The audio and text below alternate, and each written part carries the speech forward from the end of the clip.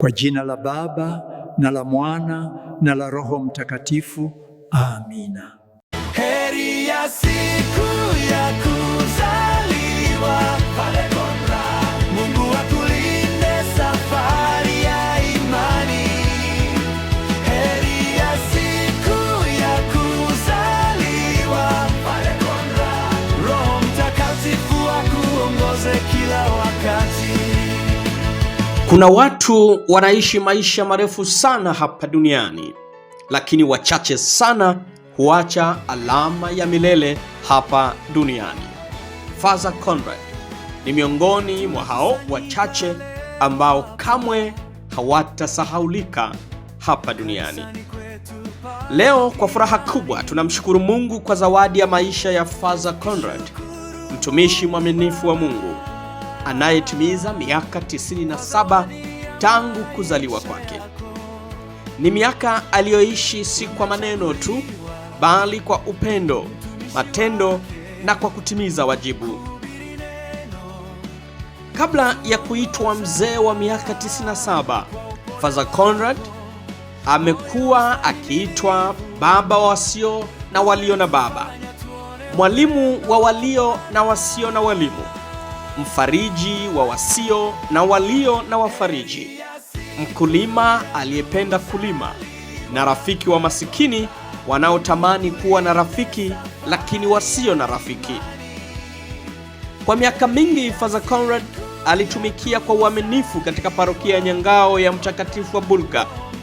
Nyangao hapakuwa tu eneo la huduma yake kiuchungaji, lakini pia palikuwa nyumbani kwake, na waamini hawakuwa ni waamini wake tu, bali walikuwa familia yake. Alisimama madhabahuni, lakini moyo wake pia ulikuwa mtaani, kwani daima aliwajali maskini ambao hata hawakuweza kufika kanisani. Majitoleo yake ya kiroho yalionekana wazi katika nyanja mbalimbali za kimaisha, kama vile huduma ya misa takatifu, ubatizo, akiwakaribisha wengi katika imani, akiwatembelea wagonjwa bila kuchoka, akiwalipia wanafunzi ada za shule na vyuo, akitoa vifaa vya masomo kwa wanafunzi, akiwatafutia wanafunzi nafasi za shule na vyuo, akigawa miche ya minazi na miti ya matunda bure, akihakikisha wakulima wanapata matrekta ya kutibua mashamba yao, akihimiza kujitegemea badala ya kutegemea, akiwafariji waliovunjika moyo, akiwapatia chakula wenye njaa, akiwavisha nguo wasio na nguo, na akiwapatia hifadhi wasio na makazi. Kwake yeye Father Conrad hakuishia kuisoma na kuihubiri Injili tu, bali pia aliishi Injili. Aliamini na kuonesha wazi kwa vitendo kwamba imani bila matendo ni bure kabisa. Leo mafanikio ya wengi ni matunda ya maamuzi yake ya kuihubiri na kuishi Injili kwa maneno, kwa matendo na kwa kutimiza wajibu. Father Conrad aliamini na kufundisha kuwa kanisa si majengo, bali kanisa ni watu. Aliimarisha na kuendeleza Legio Maria, wahudumu wa kanisani, viwawa, wawata na vyama vingine vya kitume.